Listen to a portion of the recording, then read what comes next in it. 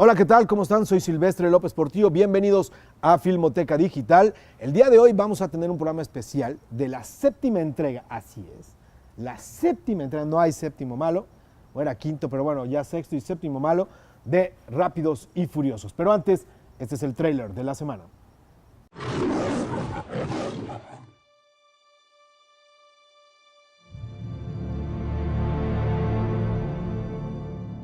Forensics finally released this. What is it? Personal effects they recovered from Skyfall. You've got a secret. Something you can't tell anyone. Because you don't trust anyone.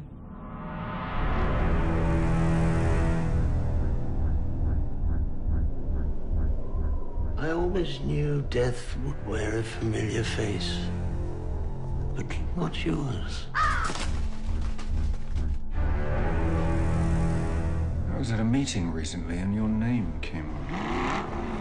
I'm flattered London is still talking about me. It wasn't MI6.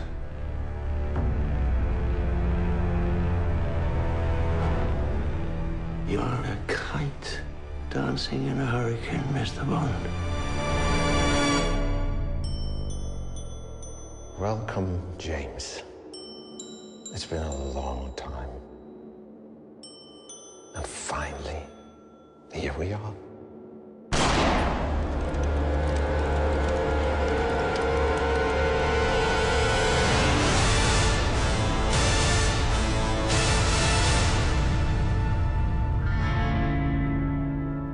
Bueno, ya estamos de regreso. De verdad, para poder platicar de Rápidos y Furiosos 7 no hace falta ver la película. Nada más es cuestión de meterse a ver toda la bola de trailers, más el video del Super Bowl, más lo que ustedes quieran, y pueden descubrir que es una película interesante en cuestiones de efectos visuales. A mí la que me gustó, yo recuerdo que a mí me gustó mucho, es la quinta, creo. Ya no sé, creo que es la quinta. La sexta pasada me entretuvo, pero ya cuando Michelle Rodríguez al final salía, fue la quinta. La quinta fue la que más me gustó, que trajeron a todos los del elenco de todas las anteriores películas. Esa creo que me gustó, tiene mejor historia. La anterior es una vacilada, como diría mi abuelo, y esta entra, obviamente, yo no puedo creer, entra el transportador, el maestro Jason Statham, que para mí es de mis ídolos, obviamente de mi lado naco después de Jean-Claude Van Damme, pero entra Jason Statham, que es el transportador del maestro Luc Besson, y ahora con Vin Diesel y con La Roca, con lo que queda de Paul Walker, porque obviamente son escenas que también se tuvieron que rearmar y reeditar. Y bueno, ¿qué les puedo yo decir? La cinta está dirigida por un cuate llamado James Wan, como parece Wan de uno, pero es W-A-N, que además le dieron el premio. Había dirigido puras películas de terror, y parece que esta sí es la primera de terror que le va a funcionar. Digo, realmente esta es, después de venir del Conjuro, que yo creo que es buena, el Conjuro, la primera, que también es buena, aventó Insidious y aventó otra serie de películas de terror que no funcionaron mucho en cuestiones de crítica. El terror siempre funcionó en las taquillas, y esto es lo que pudo entregar. Yo creo que el día de hoy de Filmoteca Digital vamos a darle una revisada, pero como siempre, los mejores críticos son ustedes. Así es de que comenzamos. Venga. Hello? You don't know me. You're about to.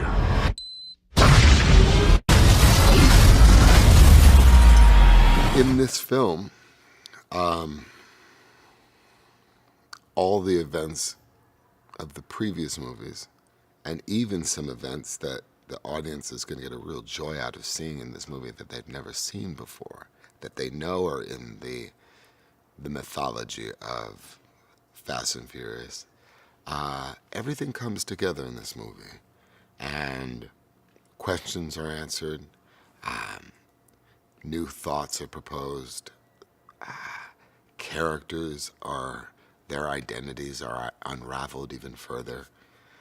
And you'll see when you watch the movie that themes that have been initiated, or themes that have been planted, so to speak, in previous movies, all come full circle here.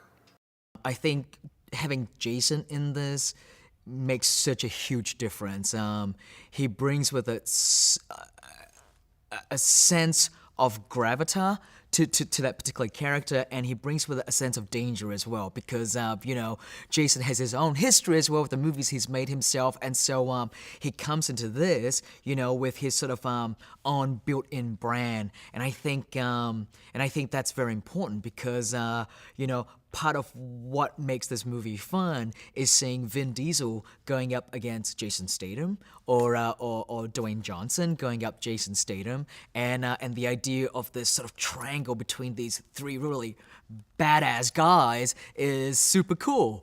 I think something that Vin has done really, really well and worked really hard at is retaining the integrity of the story and retaining the fact that it is at its core about family, and it's about a bunch of misfits who have come together and are overcoming the odds. And I think that's part of what appeals to the audience, because everyone can relate to a different character or relate to the dynamic between all the different characters and their various different backgrounds. So I think that's part of the appeal. There's a lot happening in our stories, and there's a lot going on. So I like the idea of creating this guy who has somewhat superhero tendencies, superhero powers without being a superhero. If our reality is here, the hyper-reality for Hobbs is just here. Where you think, did he just lift that autocannon? I think he did. Well, it's Hobbs. What's not to like? You've got this great cast who are just so cool. Everything about them. You know, they ride like fast cars, and they're like all, you know, not the worst looking people in the world.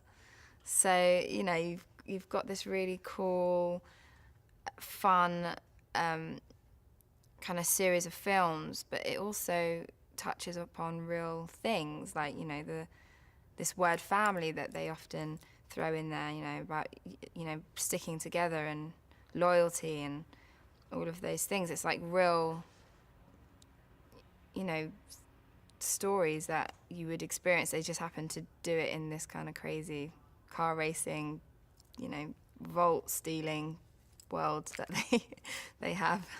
Roman has to be the voice of reality, you know?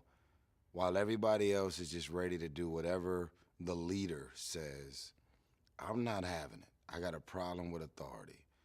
That's been the story of my presence in this movie. And, you know, and it's not because I just want to disagree. I actually don't agree. I think it's just stupid. I think it's dangerous, and I don't think it's well planned out. So just count me out. But I can't let the team down. So even against my own best instincts, I'm in. Hey, Mark. And action. Ronda Rousey is the game changer. She's so cool. I'm gonna go for my neck. Women can fight just as good as men can, actually better. We're trying to up the ante a little bit. Yeah, baby! That was hot! Get some! Dude, she's awesome. She's so strong. She picked me up over her head like it's nothing. I take it seriously because there's not a lot of really great female fights. I'll let her hit me in the face. I'll give it everything I got. I felt the contact. The air made my nose hurt. I was like, Gown and high heels was definitely the challenge part. I have a hard time with the dress. Okay, ready? Go. My entire career has been spent in a tank top and jeans. How about we throw me in a dress? Of course, I had to get bruised up in the process. We constructed the wardrobe around the fight, so I could be able to, like, you know, pick a bunch of knees up and stuff.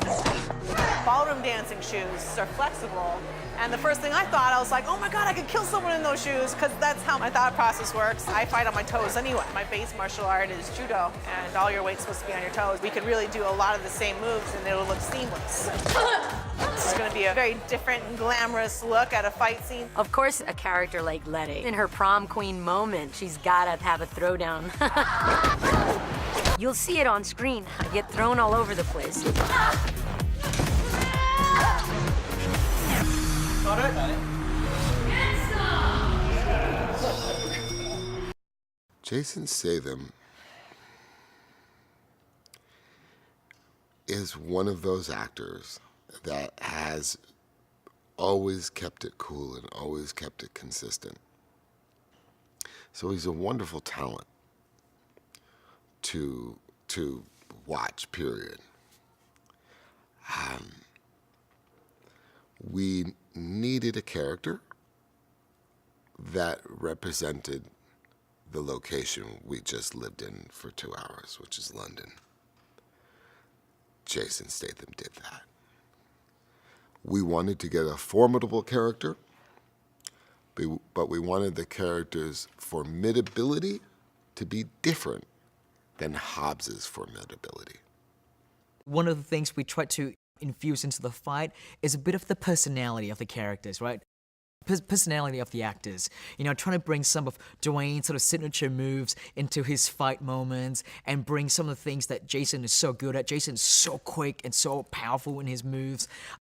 And those were really fun just to watch these two guys do, you know, go at it. And it was really fun for me too, you know, to be in there and kind of crafting this with them. You know, I got these two really big guys and I'm in there just going, no, try it more like this. Or what about more like... One of the things that I worked really hard with, with Justin Lin in 5 was this sort of Mia balancing having children and her family, and also Mia seems to have this very intuitive sense about what's going on with the men in her life, even though they're not the most communicative. So she senses early on that Brian is missing something, because I think in 6 we decided to, you know, leave that life behind us, and I can tell that he's not entirely happy with his decision, which is a really hard place for Mia to be in. So it's fun to play that conflict, and I really respect her for being as stoic as she is, because I would go straight to my husband and be like, so what's going on? Like, and she knows that she needs to hold back. So she's a really interesting character in that sense. The opening with Jason Statham and the fight that we had was really something else, and it was very, very it was very cool, and it was very special. I'll tell you why. Over the years, I've had the opportunity to fight a lot of guys who have great reputations in terms of being Hollywood tough guys and action guys and men of action.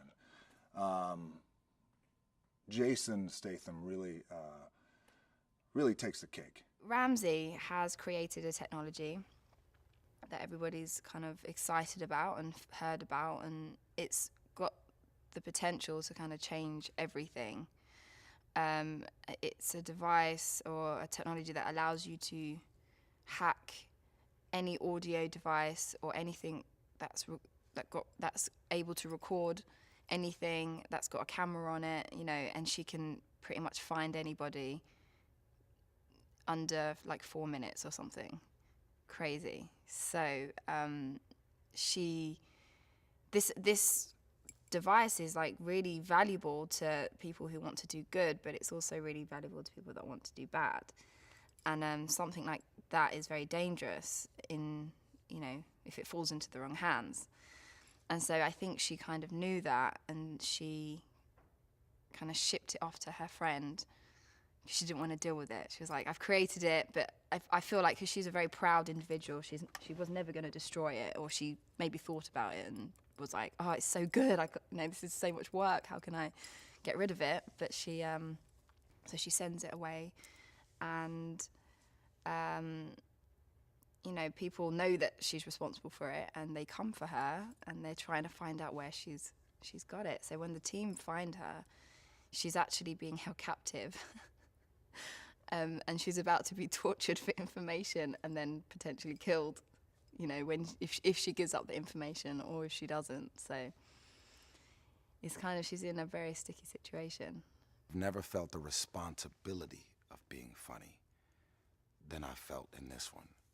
And that's my truth. And, you know, even on the set, you know, just kind of behind the scenes, some people may think I'm just hyper and I just ramble and talk. There's a strategy behind everything I do. And my strategy was, because we all knew Paul, because we all were close to him, we have to keep our energy and the morale up, because our inspiration is to keep going. So what's the plan, Don? One last ride.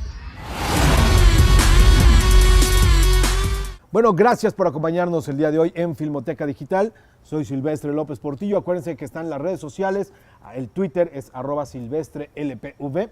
El Facebook de Silvestre López Portillo, y búsquenlo.